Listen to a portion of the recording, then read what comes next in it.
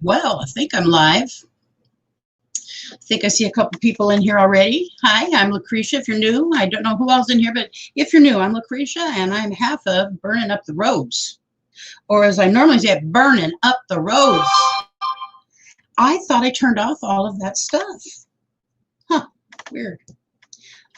Welcome, everybody. I'm glad you're here. And because my eyes have gotten older, even though I had cataract removals on both of them a year ago, I didn't buy the glasses for the up-close reading. I know I'm an idiot. So I want to say hello to everybody. Let's see who's first in the room. Artist on the road. You, rat dog. Hold on here. I can't have all those sounds. It's a distracting annoyance.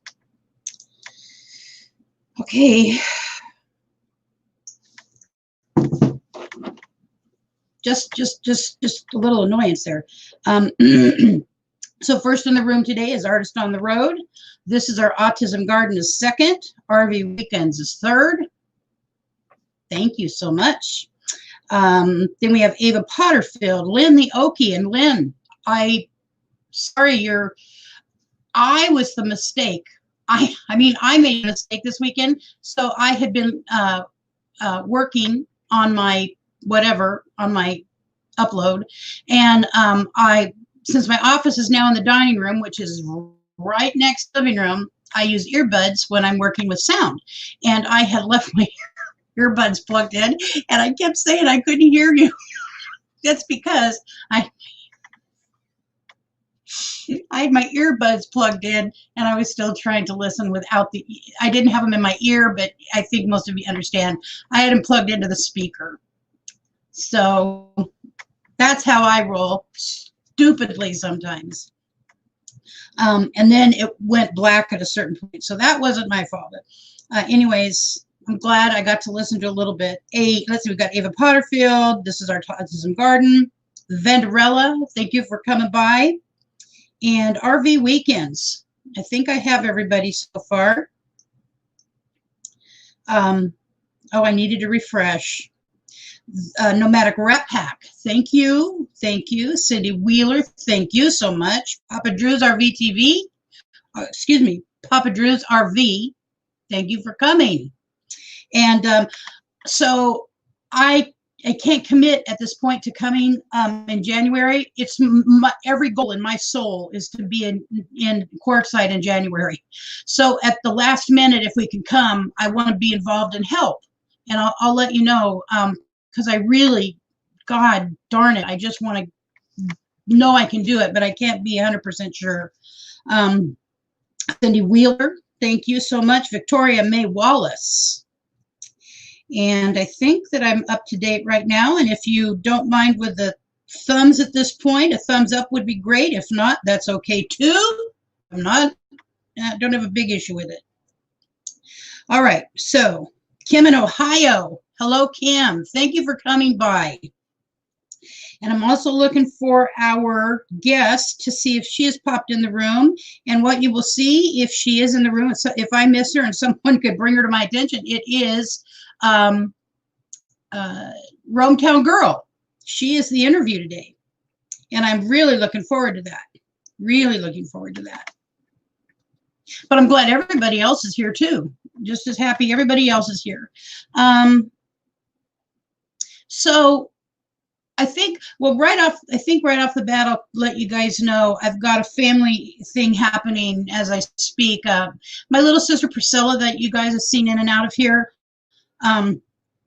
ROAMTOWN GORL, you're here. Thank you. Her husband he's in the hospital overnight. He started throwing up blood, and so Kelly is his name, and you've met Priscilla, most of you, many of you. If you could just say a prayer for my little sister's family. Only one person can be there with the ill person or sick person or whatever, and in our hospital right now, and so otherwise I'd be there. We've got also Wonelli. So if you could please say a prayer for them. I keep them in your prayers and thoughts. Kelly has been in my family since he was 15 or 16.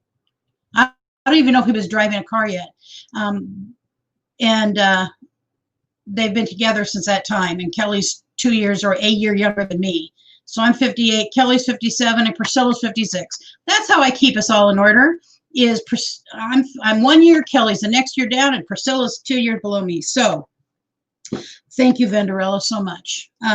He had almost complete heart failure at the beginning of the year that was just found.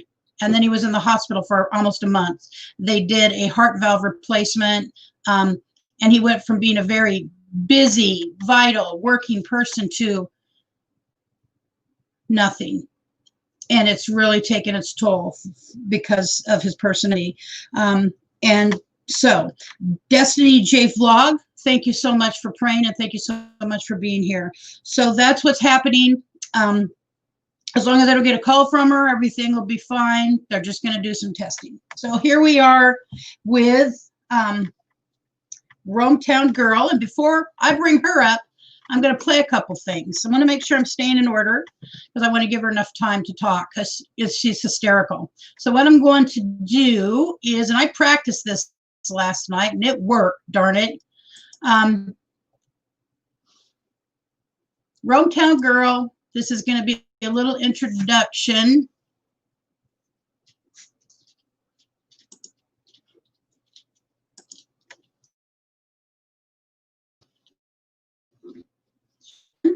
I got to hit the.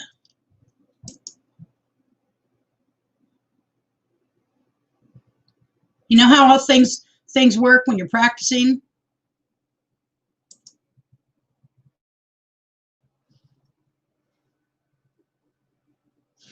And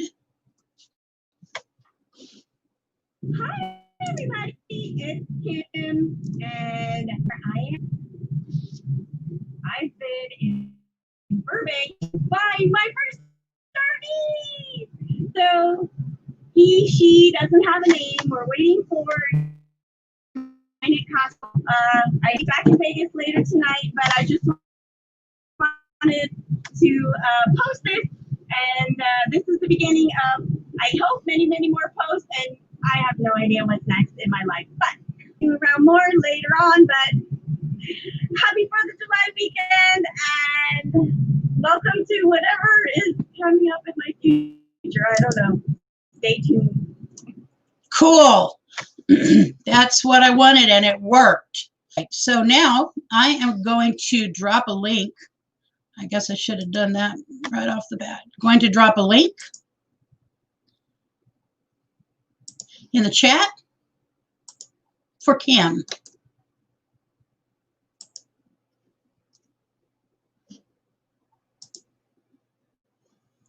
All right. And then I'm going to move over here. And as soon as she comes up in the basement, so Kim, go ahead whenever you can, grab that link, and we'll see what's going on in the chat.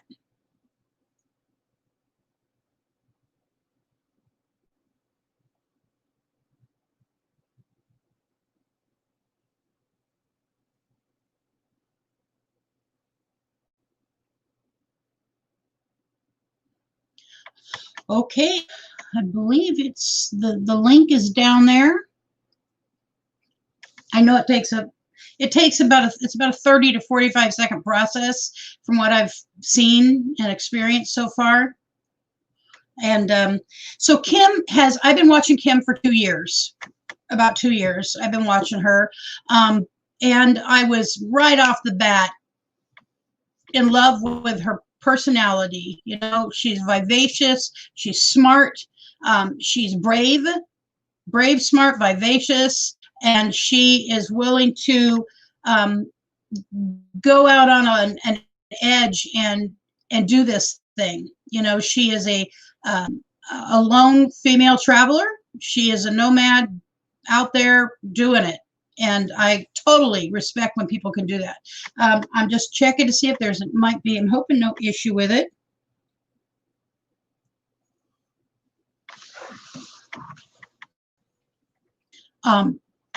Making sure that I did drop it. So Kim, if you want to click on that link, it'll bring you into the basement, and then I'll bring you up here. She has a Class C.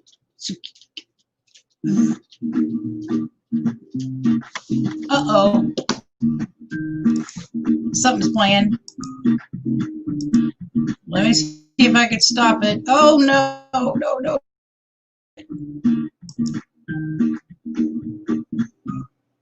All right, I'm going to take you all the way back to the beginning because that's not for now. I'm not sure what's going on here as far as the link. I will do it one more time. Well, do as many times as we have to. Copy, close. I'm getting better at this. Paste and share. So, I don't know. How was everybody's weekend? Did anybody get to do anything fun? Oh my gosh. It's doing it again.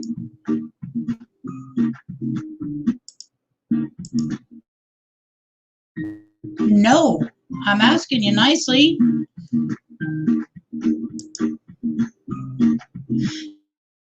How many times do you think it takes to click on something before it works?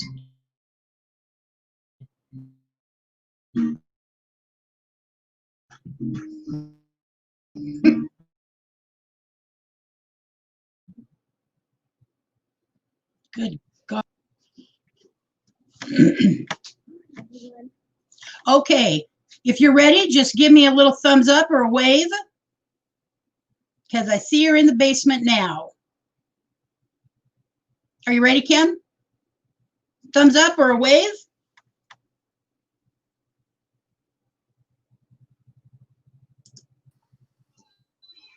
We're going for it. And I'm going to scooch over here so that there's room for Kim. If you're ready, just give me a little thumbs up. She will be up here presently. I see her in my phone.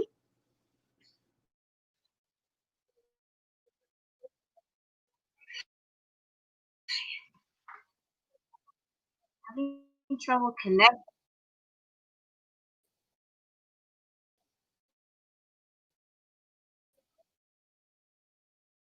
Yeah. There we go. So how you doing?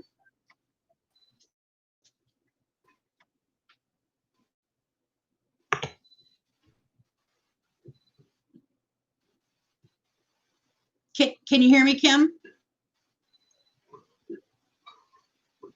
Hi. I was thrown off. Hi. Oh, I'm sorry. But I made it work. Yep. Can you hear me? Yes, I can hear you. Can everybody hear us? I'm just checking the chat to see if people can hear us. It's my goal because you got a lot to say. All right. Well, first of all, thank you for coming, Kim. Are you able to hear me now?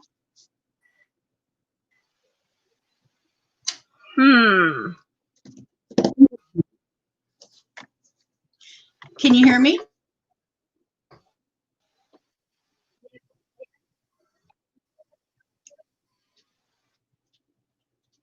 Hello? Okay.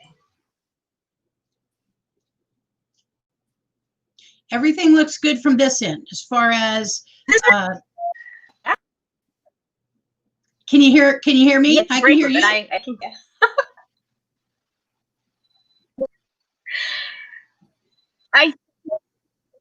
okay. All right. How's that? Yeah. There's just that lag. Okay, good.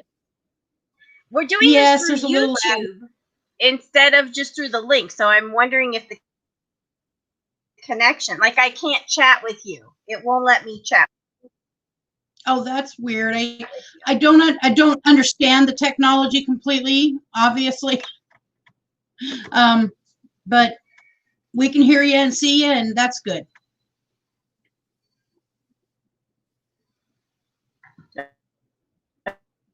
Okay, well, let's just give it a try. So, Okay, Kim. So, first of all, where are you from? Can you send an email and I can see if that connects you? Okay. Fine.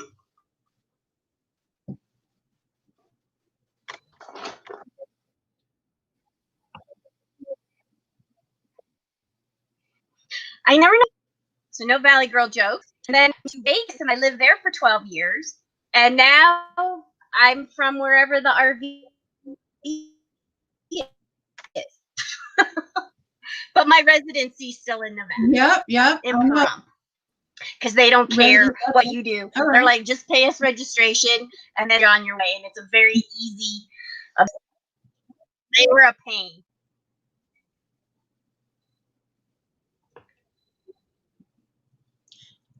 That is what I understand. That's what I understand. That a lot of people have their residency. Kim? Thumbs up or a wave? There'll be a feedback if you have your, could you have something to plug in and wear headphones? And I'm gonna scooch over here. Okay, if you're ready, just give me a little. I'm hearing from earlier. Yep. That's weird. Thumbs That up. Oh, is, Presley. I see you're in my phone.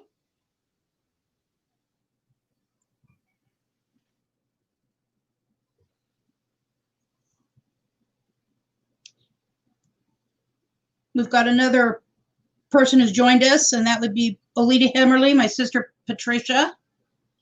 Hello, Patty.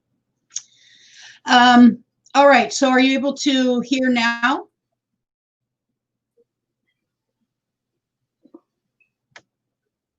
I'm hearing from the beginning. Oh, wow. That's the lag. So let's just talk, okay? I'm hearing.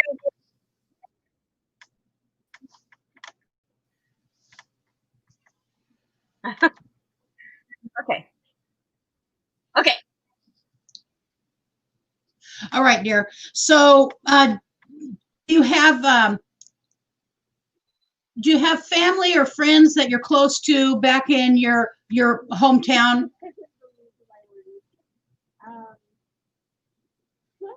My friends actually live all over, and they did before I ever hit the road. So that part of my life didn't change too much. Okay. Did anybody think you were crazy for doing this? Well, I thought I had the support of my family. There we go. Hello, what's So happening? how you doing? So there is you have two I'm things on. hearing the conversation from earlier. Do you have a computer and your phone on? Can you hear me, Kim? Hi, I was thrown off. Okay. Can you hear? Yes. No, phone's Do you off. have I'm just on the computer. But That's odd. So do you have another tab open? I got nothing else open. Wow, I can't explain it. I mean, the only difference is this time we came through. I'm in the YouTube app, whereas last time I just clicked on the link because you emailed it to me. So I don't know if coming through I'm in your YouTube. I'm on your YouTube channel, which is so I don't know if that's impacting it differently. But anyway, okay, let's just. And I don't hear any of that now. So the answer is that my friends were all in this family you were asking me about. Yeah, if anybody thought you were crazy for this. Everybody was unconventional, so nobody had. Yeah. So I already had established myself. I don't know if I was the black sheep, but I was definitely the unconventional sheep. So I had already primed everybody for like, close to 50 years. And so my mom, I thought everybody was really supportive, but I made the opportunity to see a lot of people face to face at the funeral. And all I heard was, "Oh, your mother was so worried about you. She was so." So clearly, there was my mother who was presenting the supportive mother, and then there was all the stuff she was saying behind my back to all her friends. So it was kind of funny. Well, I'm a mom, and I have a 30-year-old kid, and I try to be supportive up front, but sometimes some of the decisions in the back of my head, I'm going, "Oh, Brent, why me? Why you?" But yeah, I mean, we want our kids to be happy, but we have worries, So how long are you full-time or part-time? Full time, and Okay. this is, I think I'm going on, this is my 3rd year. I got my RV in July, like you saw from that little clip. So July 4th weekend is when I got my RV. And so from July, August, September, so for 3 months and change, I was getting the thing road ready. So I still had my house, and I was having the RV worked on and all this stuff done. And that's like, I could write a book about what happens if you buy a used RV. I always say there's a special place in hell reserved for the guy who sold me this RV, because boy, he saw me coming. But anyway, cautionary tales galore, and lots of good stories from that. And then my house closed on October 17th.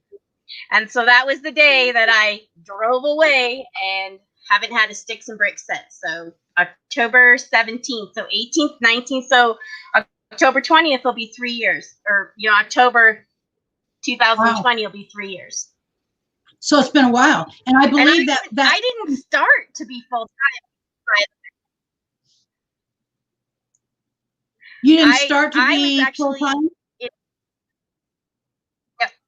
I thought this would be a great way to go check out towns and go find my next home.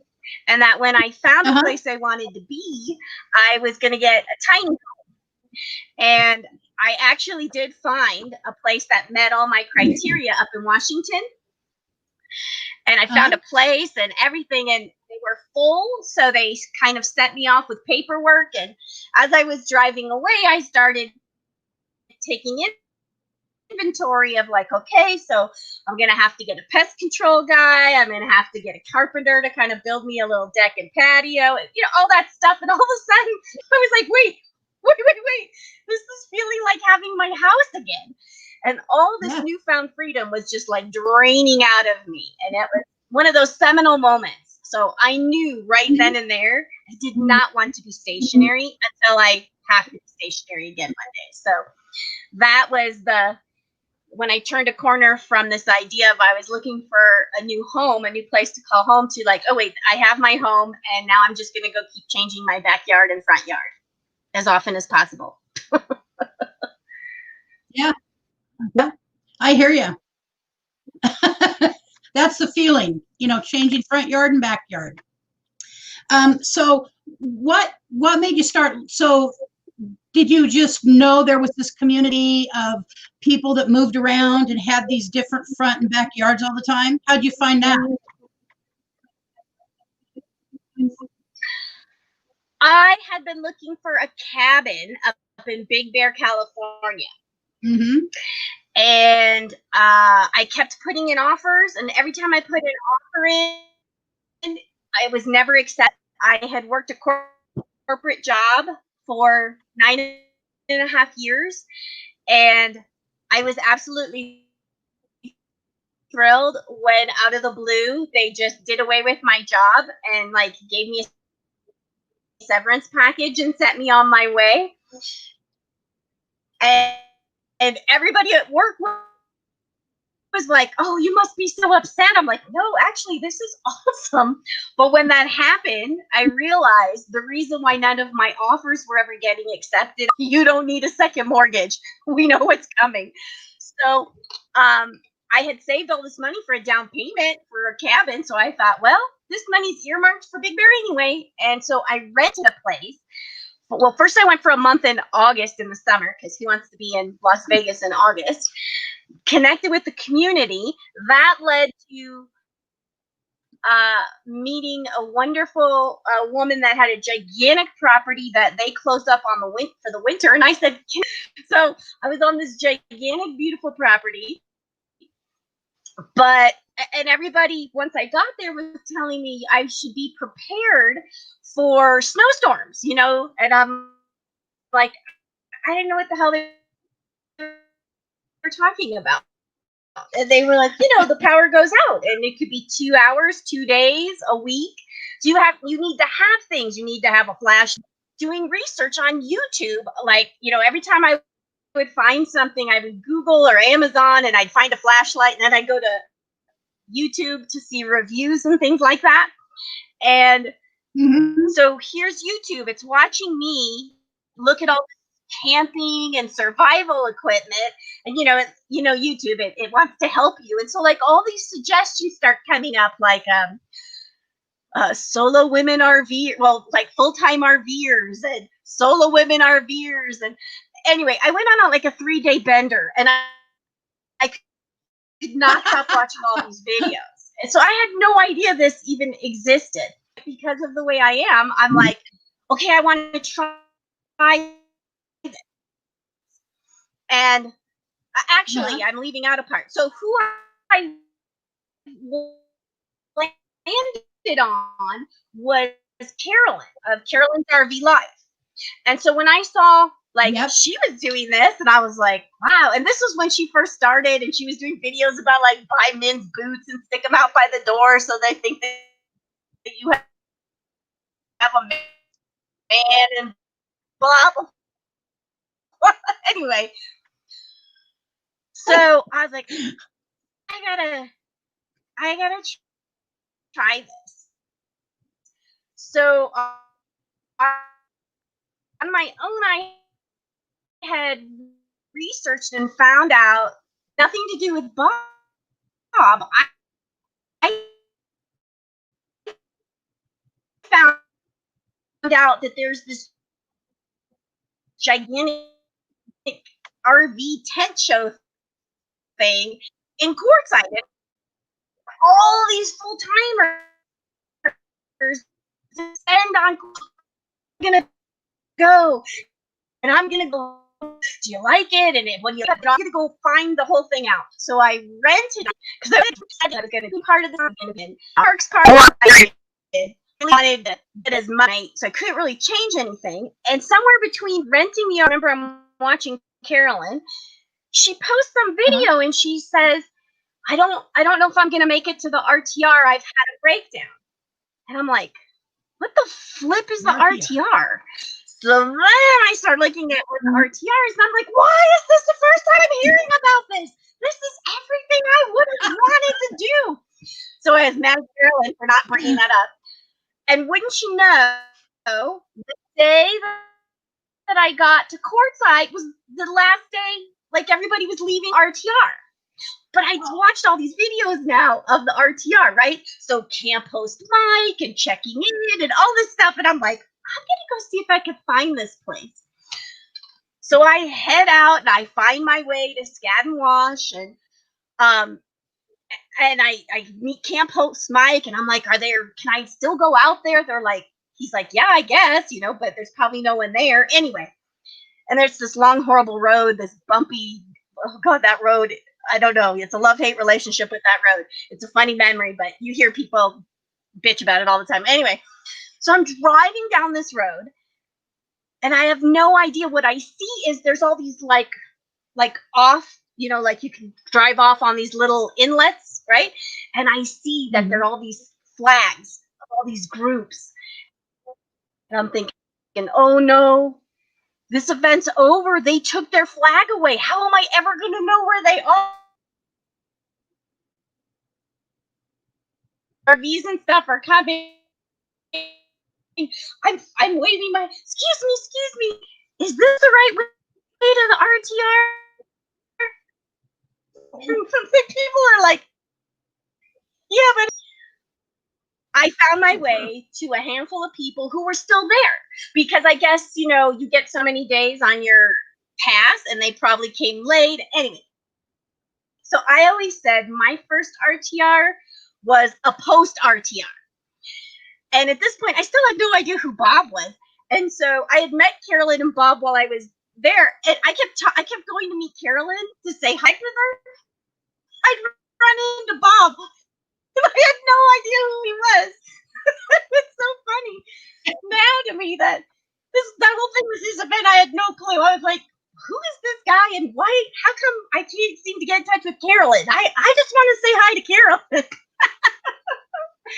Anyway, that is how I bumbled my way into this RV life. Oh, and I guess the end of that story is while I was up in Big Bear, I had rented out my house to friends. And I was supposed to be up there the whole winter. And I had such a great time with that first experience of renting the RV. I thought as I drove home, I don't want to spend one more dime renting up in Big Bear.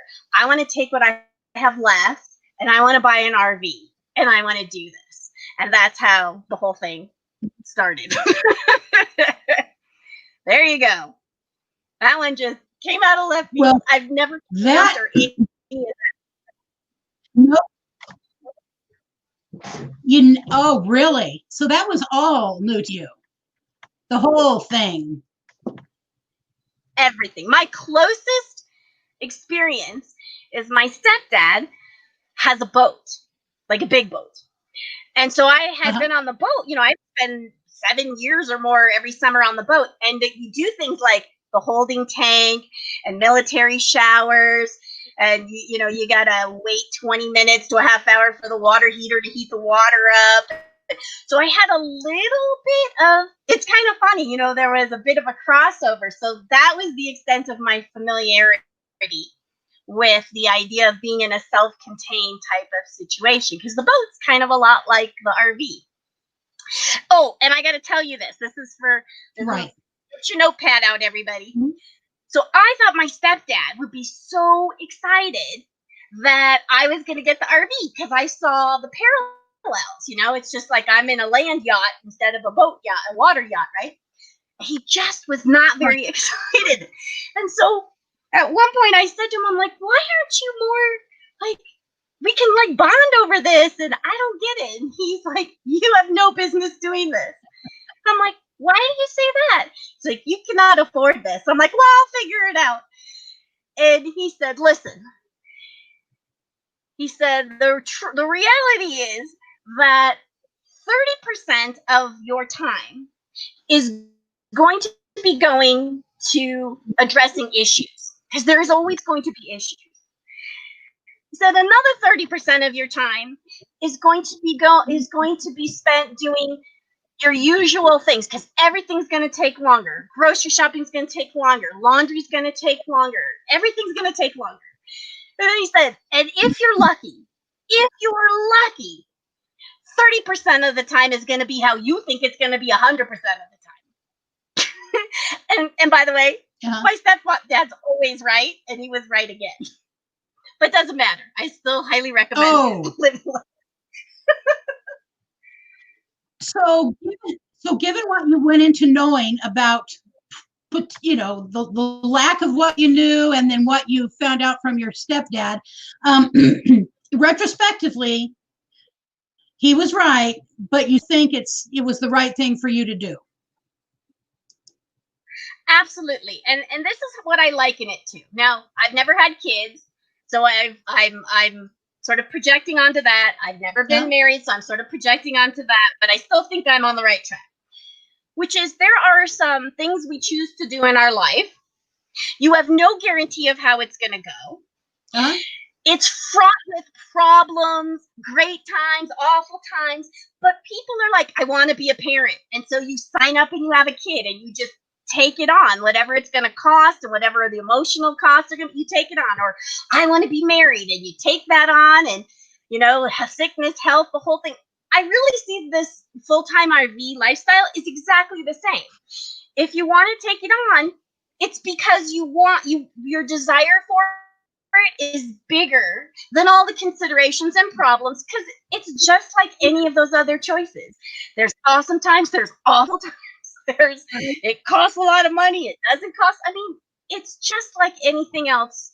And so I think that's where you need to stand from your come from, is that you just really want to be a nomad or live full time in your RV, and then you just go with what comes up, just like you would with having a kid, getting married, and to some extent, you know, buying a house. I remember I was so panicked when I bought my house. I thought, oh my God, what the hell am I doing? And let's just, you know, what if the roof caves in? And what if I can't afford all the things that go wrong? I mean, it's just like that.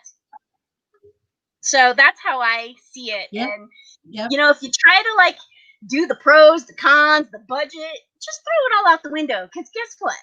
I mean, if you like did that with anything else, like if you did that with having with a kid, you'd never have one. No one would be able to afford it. So that's my advice, is that if you just really want to do this lifestyle, you can't get bogged down in that stuff, because you can't know what's coming. So you just need to have a desire to have the freedom. For me, that's what it is. Yeah. Well, and you kind of went, there's a question now. So one of the things that people are always interested in is, well, what kind, you have a C. Do you have a stationary bed? Do you have to crawl up into a space? I'm just curious about your, you know, how you live on a day-to-day basis. Yeah. So one of the things that happened when I was out at the RTR that first time was I had this rented RV, and I was with all these van people. You know, there was a heck of a lot of van people. And so at one point, one of the ladies, her name is Beth. If you go to the RTR, she always did the name tags. And Beth asked me, you know, how's it going? And I said, oh, okay. And I was curious, but I knew who I was talking. I realized I was talking to a van dweller, and I said, I need more room. And she said, oh, honey, you don't need more space. You just need to have a floor plan you love. So start floor plans. And on my way home, I had gotten lost, and that's a whole nother thing, that I get lost all the time and get all upset and scared. And anyway, I pulled off at a gas station to assess which way to go, because the road signs were not making sense to me. And there was somebody in a Class C that was right about the size of that I had. So I said to this lady, I'm like, excuse me, I'm just the first time RVer, and I'm gonna buy an RV, and I need to look at floor plans. Can I see your floor plan? And I'm sure she was like, who is this lady? Anyway, she let me look at her RV. By the way, she is now one of my nearest and dearest friends. So that's how I met Linda, my mentor. But I saw her RV, and she had a rear bedroom. Like, I call it a pretend bedroom. It basically, you have a split bathroom, meaning the toilet and sink is on one side and the shower is on the other. So the walls of those two kind of create like two walls for your bedroom. So it feels like a separate area. So I saw that and immediately said, that's what I want, is this rear bedroom thing. So that's what I have a regular bed. It is a corner bed, although I didn't realize it, but it is. It's I did a video about how, oh, wait, I have a corner bed, even though it doesn't look like I do. So I have a queen size bed. It is not walk around. Walk around would be preferred, but I get a lot of value out of this separation of rooms. So that's my bedroom. Yeah. I love having a split bathroom. Then what I did is my dinette. I never have it as a dinette. It's always in the bed. It's set up like a bed, and I use it like a big couch. So it's like where me and the dogs hang out and watch TV, we'll watch videos, whatever. Then I took out my little jackknife pouch that comes with it. And instead I put in a desk. I got it from IKEA that like it collapses down against the wall or it stands up. I did that with the idea that I would have more room, like for the dogs to run around. Okay, so the desk is never in a down position, but I say all that to say that I live in 152 square feet. And I feel like I live in a mansion. And it's because I just accidentally, I didn't do it on purpose, but I highly recommend it. I've created all these areas, right? So when I'm working, I'm sitting at my desk. I feel like I'm in my office. I go, not even, and I've got the dinette set up, and I go to my bedroom. And psychologically, it really helps in a small space to feel like I have all these rooms, even though they're within feet of each other. But it's crazy. It makes a huge difference. So, well, I think you're right, Kim. I've seen people who do. Go ahead. No, go ahead. I've just seen walks where people identify these separate living areas. And even though they're, like you say, within feet of each other, Richard and I need a walk around minimum queen size bed. We've been living with a king size bed for 25 years of our life. And I think we're going to have to figure out how to come right back together a little bit, because I think 6 inches is going to be taken off that sucker. Going from a king down to a queen. But that's the kind of thing when I hear people talk about separation of space, and that little bit, couple that they have the 3,500 Sprinter van, and it looks huge inside there. They've got it fixed so their bathroom is split. They have a shower and they have a toilet, and they're able to close this door so that they have this whole bathroom area. That would be Snow and Kurt, by the way, if anybody wants to drop their link, if somebody could for me, because I'm going to try and get them on here also. But it's just good information, and I'm not about hoarding information. I'm about trying to help provide good information, because people provided good information to me. So, well, I'll tell you something. I never hear. Well, go ahead. I was gonna say something I never. I'm gonna make a video about this because I don't hear people address it, but I don't really like being outside. I prefer my nature through the window. I am very happy to be sitting in pretty places, but I hate sitting out in it. It's hot, there's bugs, there's whatever. I'm just happier inside. So one of the things that I noticed is when you go small like a van or an SUV or a car, you really live outside.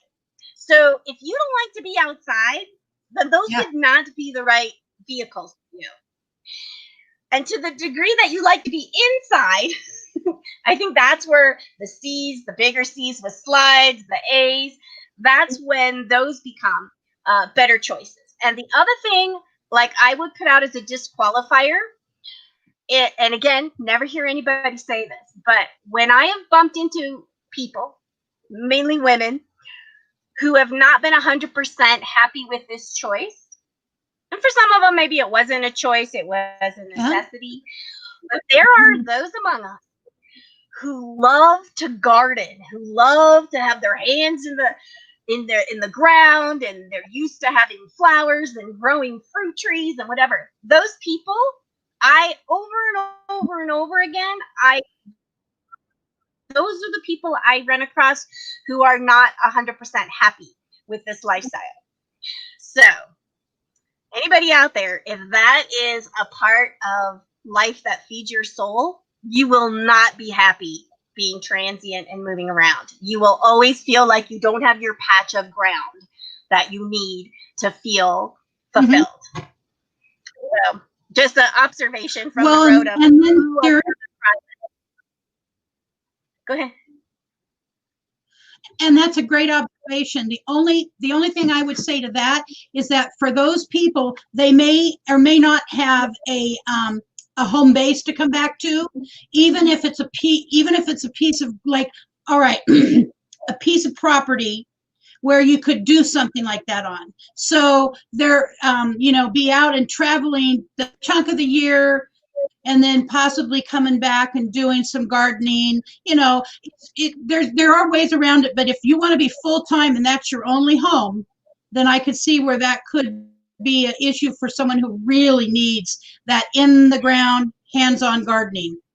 What I've seen it in reverse. I've seen people try to figure out a way to make it work with the full-time lifestyle, and they're just yearning to just be somewhere where they can have a yard. Like, there was this one woman, there was nobody in a spot, and then somewhere, because I'm always inside working and stuff, somewhere I go out to walk dogs, and now this trailer has showed up, and there's like a nursery going on in front of her thing, and I'm thinking,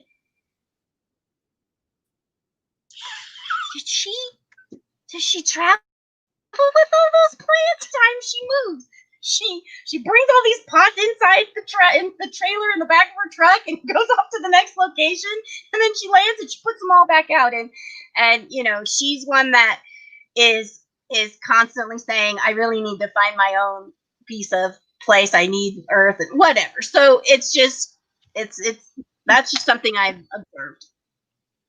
And I've watched people try to be creative about figuring out a way around it. And I don't know that there's an easy fix. I just doubt it. So so one of the things that people always ask about is, what kind of work do you do? What kind of work is available? What do you do out there to just stay afloat and have, be able to do this lifestyle? Right. So what I did for almost 2 years, I guess, was I actually was an editor for another YouTuber. I would edit their videos. So, anything you can do online. I know a lot of people that I've met that work out on the road had jobs where they already were able to work remotely. And so it was fairly easy to, bring it with them on the road. So now, of course, I'm working on building my YouTube channel so that can help support me. I'm also going to be writing at least one book, probably more. I'm planning for next year. So, perhaps that will help support me.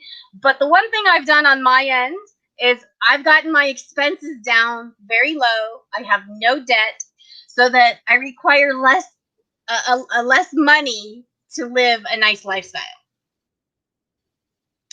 So, it's easier to try to only need to earn a couple grand a month than, whatever, $4,000, $5,000 or more a month. Yes. That might be more challenging to do. Right. And what would you say your happiness ratio is to that? Less income, but living the way you want to live? Well, I come from a background of that because my parents had money. So I grew up and had, I had a nice lifestyle. But then I became an adult and I didn't have a lot of money. So I have always tried to figure out how to do what I want to do, but how to do it in a way that's affordable. And so I really just applied that to the RV lifestyle. I don't have the newest, most expensive Class C, but I figured out how to get a Class C that I could afford that had all the things I wanted. So I kind of brought that skill set with me. And that's what I'm always doing, is figuring out where I want to go. And then if I can't afford it, it's like, well, how could I make it work? And then you get creative. Mm-hmm. And my 1,000 Trails. I have a 1,000 Trails membership. That's been a fabulous way to, I might be restricted in where I can go. There's only certain states that have them, but the point is that RV park and have amenities, and so that's kind of an example. Like I don't know that I could be out here. I could afford to be out here without that. And like I also have an escapees and Passport America. The point being, I'm not a boondocking all the time kind of person. I would not be happy. That's too close to camping. I need the balance of sometimes I'm roughing it and sometimes I can go walk over to a laundry room. So that's kind of an example of my happiness ratio would be challenged if I had to boondock more and I couldn't have times of having amenities. So I kind of like the balance. Did that kind of answer the question? I might have gone off a little bit on the tangent there, but 100%. But because I've been a long time following. Go ahead. Oh no, you cut out. You have been a long time. What were you saying? Since I've been a long time, you mentioned the word the laundromat, and because I followed you for a long time, I haven't. You had an event at a laundromat. Do you feel like sharing that? Is a yes, I call it. I don't say anything anymore. I got in trouble. I got thrown out of an RV park for my behavior in a laundromat because I guess I'm very I have high expectations of my fellow RVers and they don't often live up to my expectations. So I got in trouble at a laundromat because I was at an RV park. They had a code. I did not realize, I had not been informed that they had been having some problems with, I guess, vagrants and stuff. So they were being like really militant about, people going in and out of the laundry room. And although they gave me a code, nobody told me what a big deal it was. And anyway, I needed to get in and I didn't have the code. And there was a person in there and she wouldn't let me in. And she like literally turned her back on me, and I'm thinking, what the hell? Anyway, I would say the bigger problem there is that in life, it's probably better not to be the karmic police. But I mean, I've seen some things go on, and I've just now learned to keep my mouth shut. And where I'm with other RVers is, look, I've always been a dog owner. And so I've always ascribed to the philosophy that I chose to have dogs, you didn't. Therefore, it's not right to subject you to my dogs, whether they bark too much or whatever. So I've always been very conscientious. So now I come into this lifestyle, and when I'm in a place that's communal, like a laundry room, like an RV park, like a campground, I really feel like this is communal. We're all here. This is not my private house. This is not my private yard. I don't have the right to subject all my neighbors to whatever I want. So, I mean, like in laundry rooms, I've seen people bring their dogs in there and put them up on the table where everyone's supposed to fold their clothes. And I'm thinking like, oh my God, people don't want your dog's feet all over where they're supposed to be folding their nice, clean clothes. Or, I don't know. Just that's really the root of my problem, is that I get a little mouthy when I experience people being very just lack of conscientiousness in things that are going on in the RV parks or in the laundry room. And so, I guess I wish the world would just be more thinking about that we have to share this space, whatever it is, and think about extending that kind of courtesy to everybody. And I hate to break the news to you that RVers are the most wonderful, helpful group of people I've ever encountered. So I say that to any newbies out there, like you could not ask for like more support and help out here. But they are also really selfish when it comes to letting their dogs bark, walking through and cutting through your RV site, and blaring their music so the whole park has to hear it. So it's kind of a mixed bag, but anyway, that's why I got in trouble in the laundromat because somebody wasn't being helpful. So, anyway. And when I originally saw your thumbnail on that, I was like, you got thrown out of someplace? I mean, I could picture me getting thrown out of someplace, but not Kim, not ROAMTOWN Girl. Because you have just the sweetest demeanor. Yeah, until you pissed me off. Because of course, I looked at that and I thought, well, what would have I done if I had been that lady? Which is where I get into trouble. What would have I done? Which is, if I felt like I had to hold that boundary, like don't let some unknown person in the laundry room, I would have gone over to the window and I would have said, I can't let you in. I'm sorry. We're having a problem. You got to use the code. I'm sorry. I would have, instead, I would not have turned my back on you. Like, okay, I'm ignoring you, lady, and I'm not helping, which of course set me off. So, yeah, looks can be deceiving because if you make me mad, then I turn into a little mouthy brat. So, but no more because I don't get kicked out of any place anymore. I learned my lesson. I hear you. My little sister, who is not years ago they got kicked out of a campground, and she was like the ringleader. Priscilla was the ring, which is not her MO. Not her MO. But once things started feeling unfair, then it's like easier to take that, aggressive stance, and I know because we come from a family of 6 females, and all of us are pretty darn capable of mouthing off. It's gotten me into trouble many, many times. I do have one question. Since I didn't get to do a lot of questions, which is great, I just really wanted to have you share your experience. Okay, so someone is out on the road who has medical needs, like regular, needs to have, blood drawn once a month, or needs to have and doesn't want to run back to their home state, where their medical stuff is covered. Have you had experience with having to do anything like that? Did you meet it, or if you haven't, you haven't?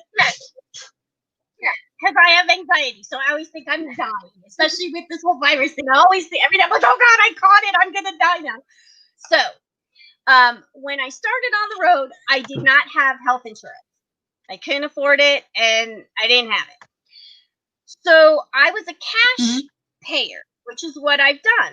And so whenever I'm in an area, you just look up online, where's the urgent care? How much is it for a visit?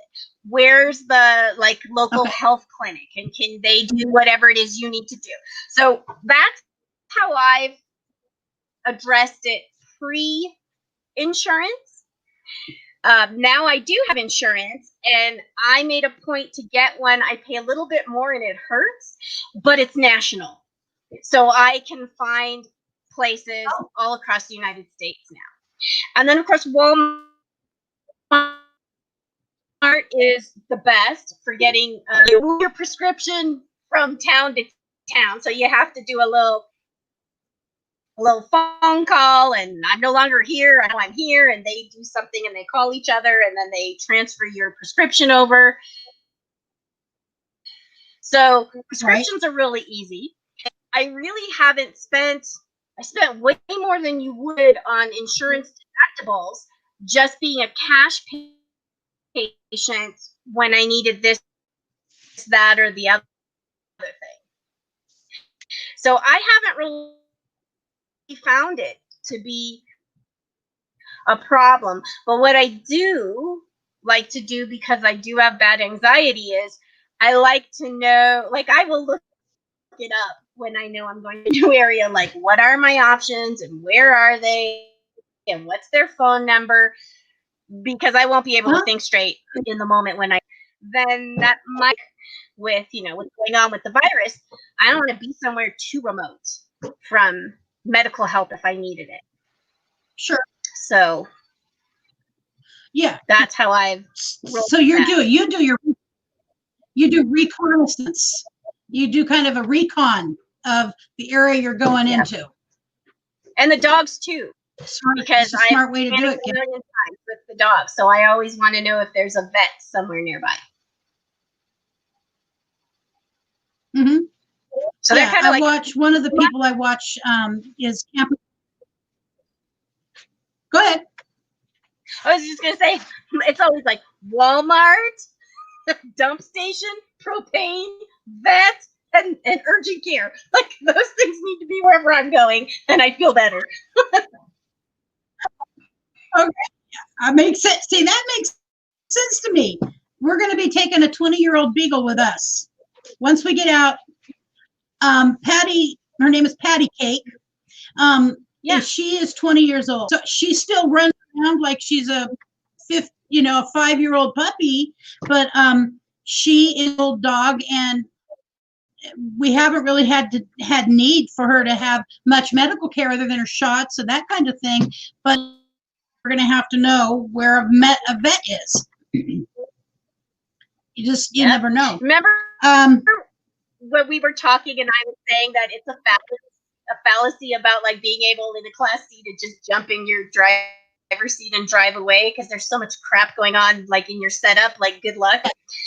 Well, I had an issue with one of my dogs once, and I didn't know she had a heart condition. I mean, I since found out. But anyway, she was having an issue. And so, and of course, it's always on a Sunday or a holiday when it's $1 million to go see them or after hours. Anyway, I found a vet and I called and I said, can I bring a dog over? Yeah. I said, I just got to know how much is it? And it was like some crazy amount of money. And I said, okay, well, I'm going to watch her for a little bit longer. And if she doesn't get better, then I'll come over, because I was also considering like it wouldn't just be the expense. It could take me like at least a half hour, 45 minutes to put the RV into travel mode to take her over to the vet, which if it had been really, really serious, of course I would have done it. But it gave me cause to pause before I did that. So, yes. One of those, because there is travel mode, and then there's yeah. And my last question is about people that you've hooked up with out here that have taught you stuff, or you have made a connection with that you think might be useful for other people. Those of us just starting out into that lifestyle is so yeah. I mean, the greatest setup that I have experienced to date is Bob's Caravans. I mean, they could not be more perfect. Of course, we don't have them right now, and I hope, as soon as things change, we'll be able to have them again. But they are like the best, because you get to show up with any level of experience or inexperience. There always is a ton of retired guys that got nothing better to do that are more than happy to help you fix this or do that, and that's fantastic. And you can ask all kinds of questions, and it's fabulous. Now, in the absence of that, what I have found to be helpful is to get associated with some Facebook groups that are, they've got women's ones, they've got boondocking ones, and traveling with dog ones, and you can go just do like a search and check them out. And I have found those to be a helpful fill-in. So when I got scared out of, like, in the middle of the night, and it's so dumb because they can't get into the RV, but it doesn't matter. I was petrified. I started, I went to a couple groups. I'm like, oh my God, I'm surrounded by coyotes. What do I do? I learned so much about coyotes that night and why they were behaving that way. It was sort of their mating season and their puppy season. And so who knows what I had come upon and got in the middle of. Or one time that somebody, I didn't pay attention, I didn't micromanage, and somebody overfilled my propane tank. So I'm like, I'm going to blow up and we're all going to die. And what do I I do. And of course, I put that out in a couple of groups, and immediately they're like, do a bleeder valve, turn everything on and burn off propane. So it's almost like a 24/7 hotline to get help with almost anything you can imagine. And I love that there are people who must have insomnia and are up at all hours. But in that, to me, is the best thing you could do now is, given the situation with things, is really, it's like having a 24/7 SOS hotline, and you'll get all kinds of response, and they'll conflict with each other, but at least you won't feel alone. You can sift through, suggestions, recommendations, whatever. They're loving and supportive. They check on you the next day. Did you survive? Did the coyotes eat you? Whatever. So that would be a great, that's what I would do now if I was starting. That would make me feel like, okay, I've got somebody that I can always reach out to. And I remember one of your videos, there was you were so excited, you wanted to see a bear. And I believe you were at Big Bear, as a matter of fact. You were camping in a campground, 1,000 trails. Oh, God. And you see a bear. I know. You have to tell that story, Kim. Sorry. Go ahead. And then there's reality. Okay, that's what keeps happening. So when I went to the park, when you go to a park or a campground that has bears, they'll tell you there's bears. They'll give you a handout, like what you're supposed to do and whatever. Okay. So when I checked in, they said, we have bears, but they're really used to people, and, they're here, and be sure to close up the trash, whatever. So I think to myself, I'm saying like, oh, I hope I see a bear, because it's not going to be like a wild bear that's going to want to eat me and kill me. These bears are totally used to people. So this is a great situation to like run into a bear. Yeah. And I'm even talking to some of my neighbors who run there seasonally and have had interactions with the bears. This one guy said, like, oh yeah, this bear went in the car and got stuck in there. The door got closed and it couldn't open it. So he went over and he opened the door, and the bear just came out. And so he's really making it sound like a big petting zoo.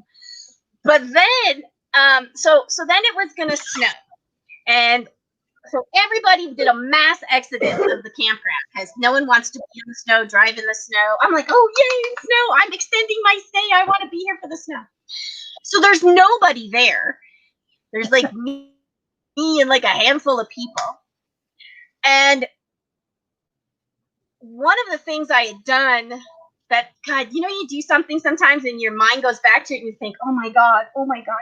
Well, there was a big like open meadow that I had like taken the dogs to, and I took them off leash and I let them all run around like crazy. I had no idea that there were bears so close. Like, thank God. I don't even want to know what I would have done if a bear had come out when we were playing. Anyway, so I'm sitting in my RV and I see movement, and it's a bear.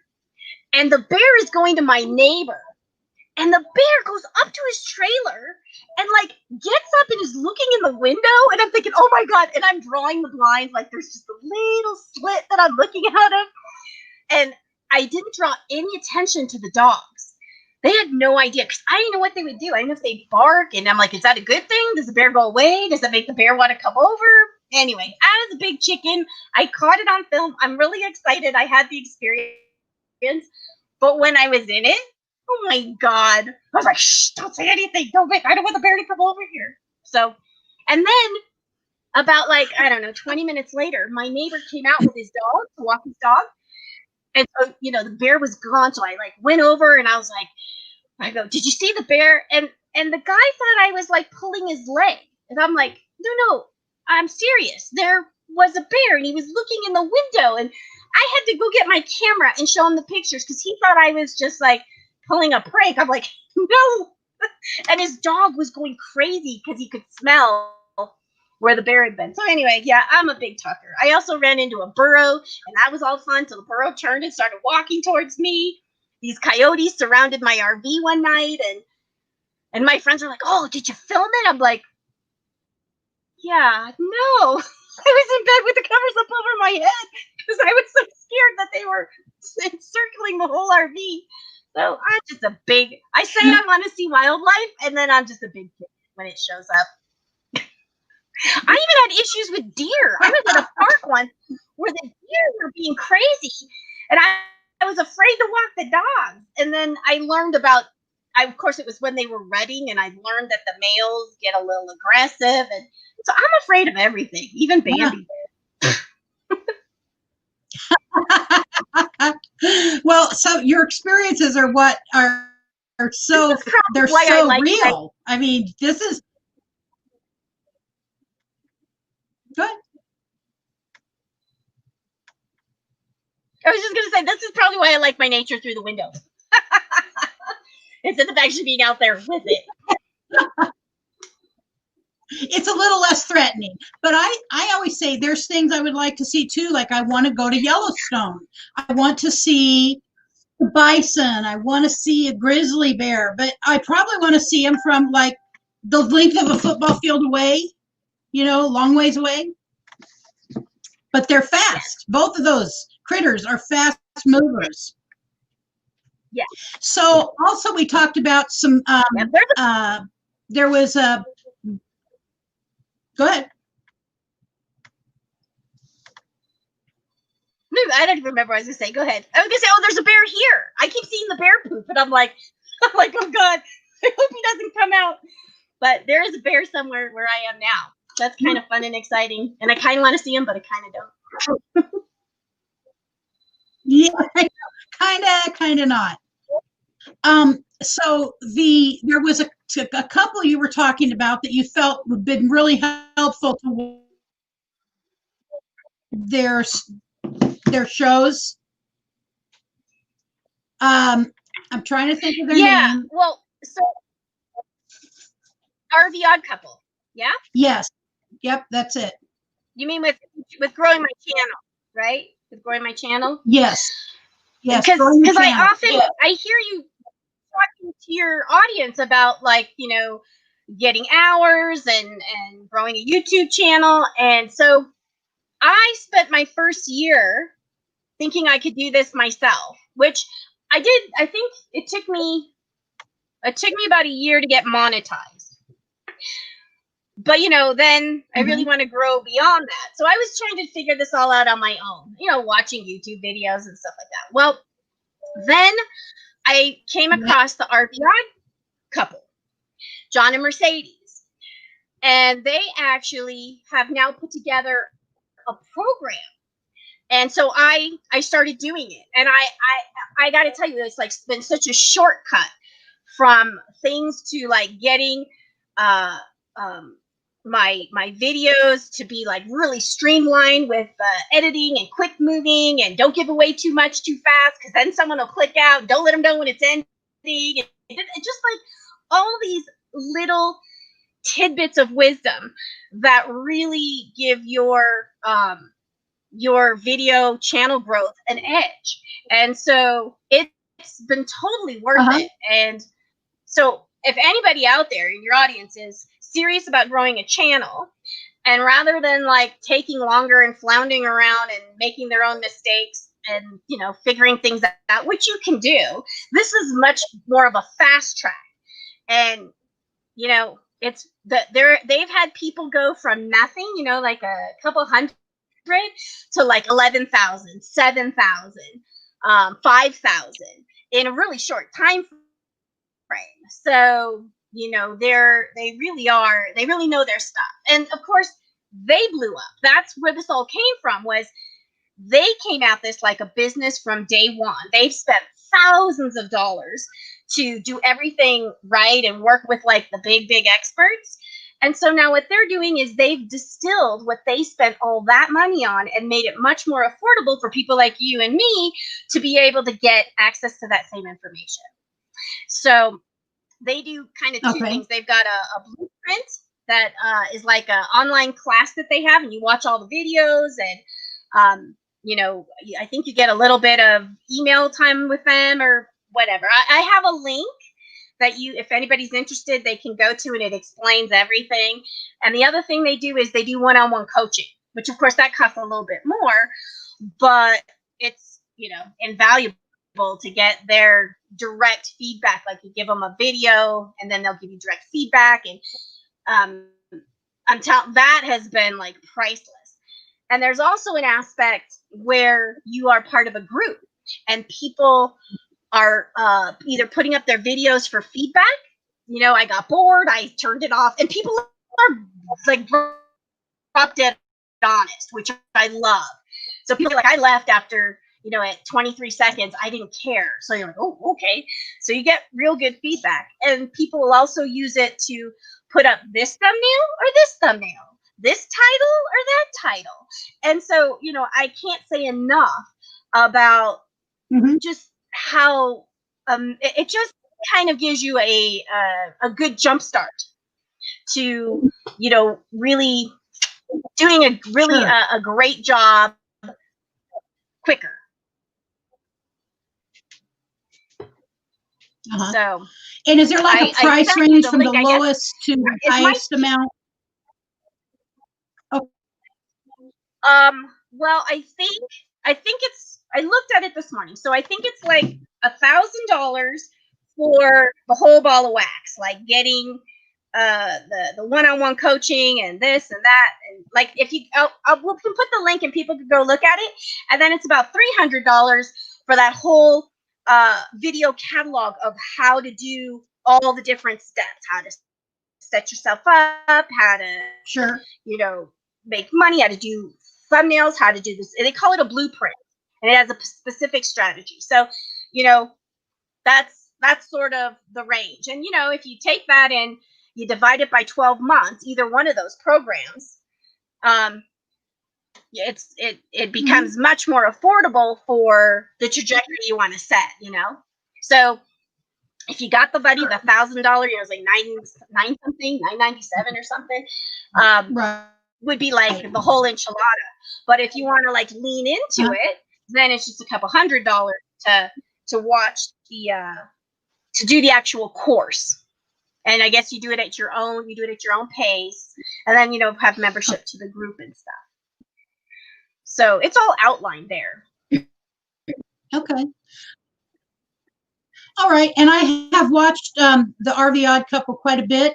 And if somebody would like to drop a link for the RV Odd Couple and people could just go check them out themselves. And also, do you mind, can people have your email address? Are you okay with that or not? Yeah. When I typed, are my comments showing? Because it said it wasn't going through before. Is it showing? Let me see. I'm going to look back.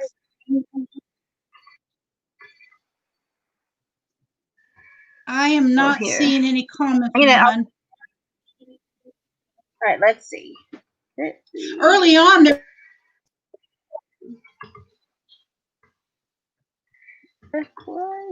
Okay, I see if this would be. Did that come through? Oh, you know why? Because I'm in a private chat. You would think I would know how to do this. Okay, now how do I want to make a comment. I'm just now seeing, by the way. That's how much I'm in tune with this. I forget. I know. I don't have a thing.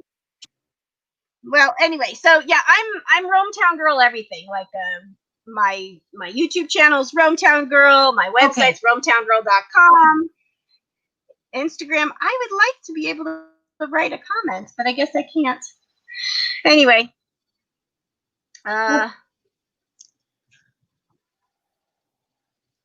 Thank you for dropping the RV. There was a link that I had. RV weekend.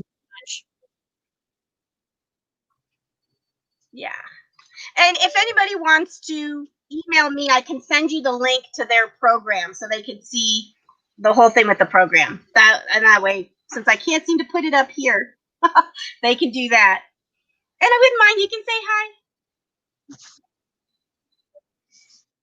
Cool. I just don't know why we can't, I think, I'm not sure why to chat. You're not able to put anything in the chat, but We do have your link dropped. We have John and Mercedes link dropped. I was just watching them last night. And then is there any last words of wisdom? I'm just looking at my notes here. Any last words of wisdom that you would be able to give us that's you feel like people don't really talk about a lot, or it's kind of glossed over? Anything that comes from Kim's world of wisdom. That's what I'm going to call it, Kim's world of wisdom. Okay. So I took some notes over like things that you talk to people. So you always talk about YouTube. You talk about clothes and safety. Talked about loneliness. Talked about the medical stuff.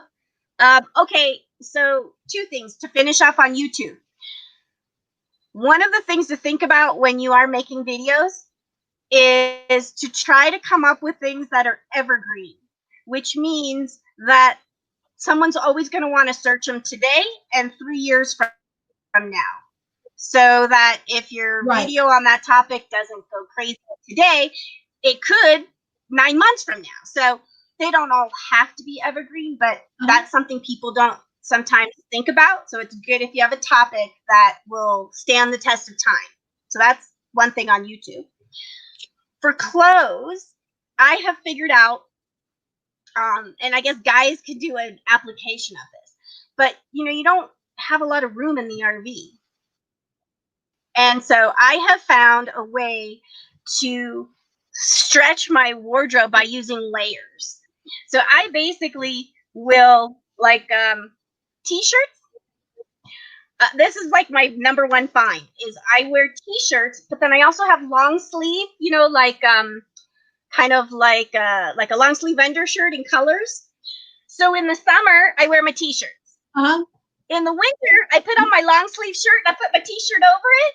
And now I haven't had to buy some additional clothes, but now I have clothes for when the weather's colder. So this concept of layering allows you to kind of do the whole year with one wardrobe.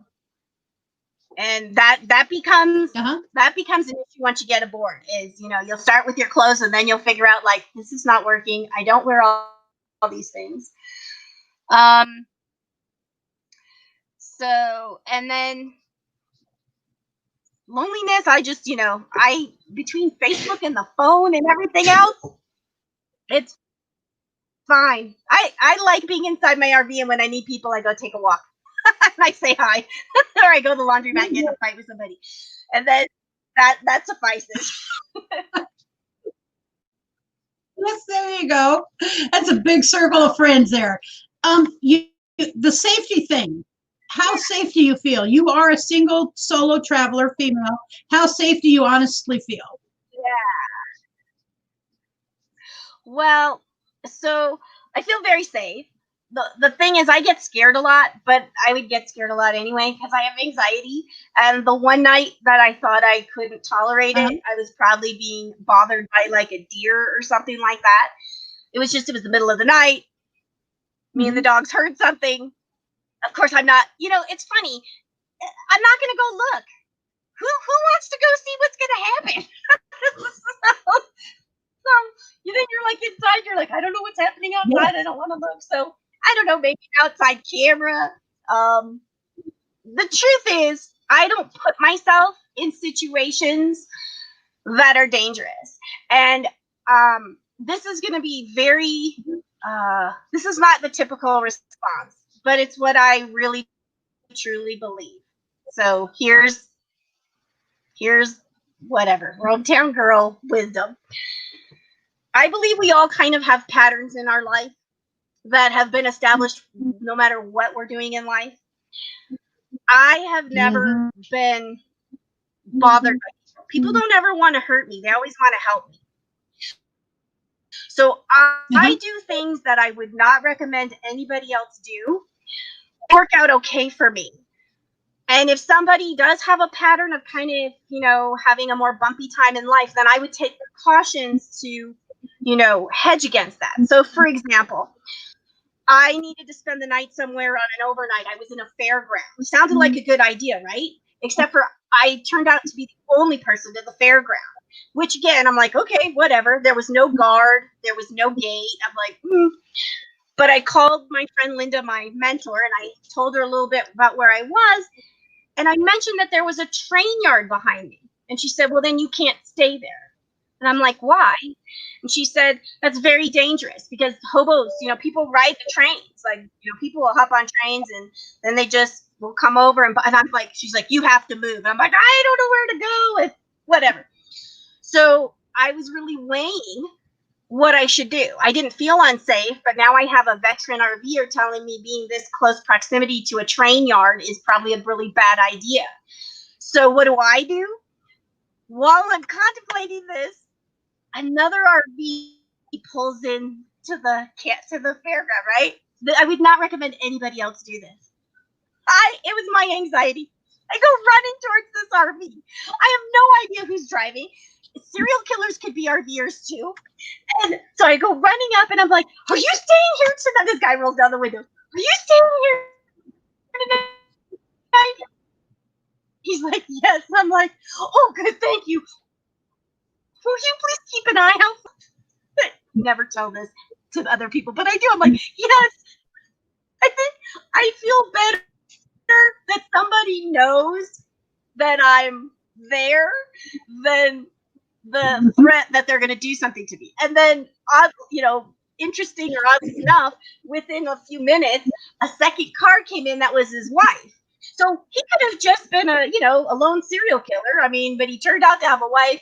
And then in the morning, I saw them. They're like, did you sleep okay? I'm like, yes. But I have experiences like that. So I wouldn't recommend other people go running up to unknown cars and say, like, please watch over me because I'm the only one here and thank you for being here. But I'm alone. That's the main. I kind of avoid being in. I won't boondock by myself. God bless these people who do.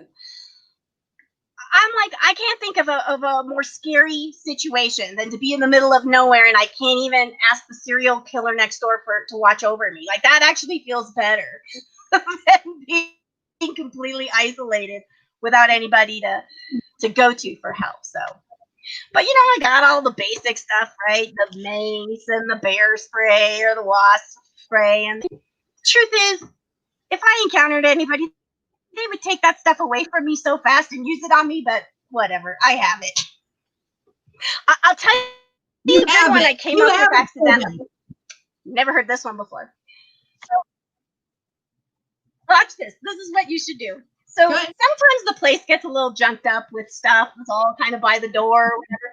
And I practically almost fall and break my neck. Sometimes I think this is probably really good strategy because if somebody came in, they'll fall and break their neck right before they ever get to me. So that's my thing. Leave things in front of the door so someone will trip and fall on it if they come in. It gives you a couple extra seconds to get away.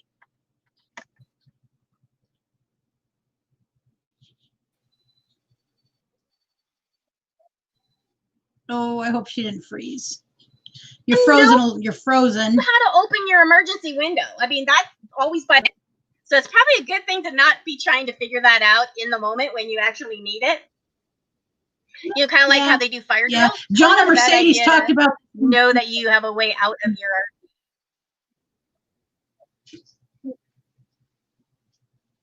Safety drill.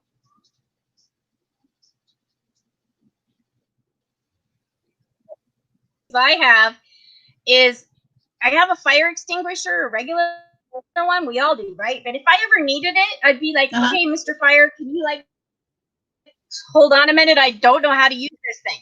But I actually bought this fire thing that's more like a spray can. And we all know how, like air, how those bottles with the air. We all know how to, that doesn't take any thinking. You just squeeze it. And so, things like that, it's probably not a bad idea. How do you use stupid fire extinguisher? How do you open the door, the emergency exit by your bed? Probably not a bad idea to know how to do those things. Might be a good idea to just brush up on it.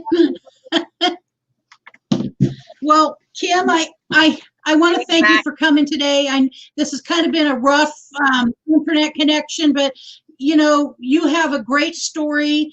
I really encourage anybody to make contact with you and watch your videos. They're very real.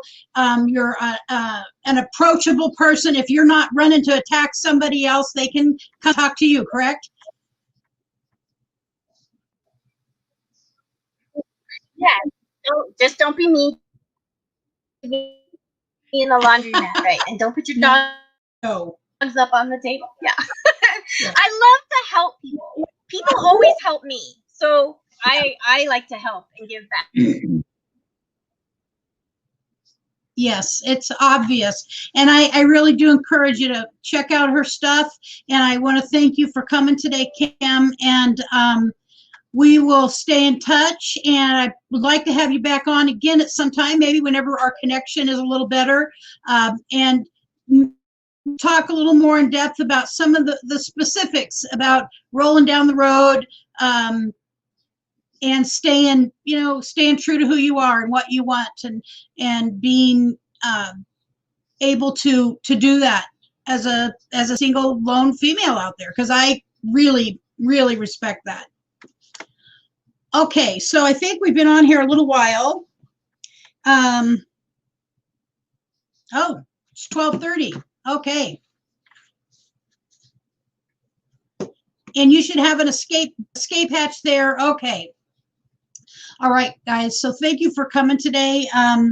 I did just get word that I think my nephew or my brother-in-law is going to be having an endoscopy soon. And so I'm going to hop off of here and I'm going to go call my little sister and see how she's doing. And thank you for coming. And I will see you again on Thursday. My email's there. If anybody needs anything, you know how to reach me. And again, thank you for coming. And sorry for a little rough. I think stayed fairly, there was some, but it wasn't as bad as last week. I could be wrong. Been wrong before. All right. To the 7 people still sitting here, have a good day. Have a great week. I love and absolutely appreciate everybody here. I don't know how to words, so thank you. See you Thursday. Stay safe. Stay healthy.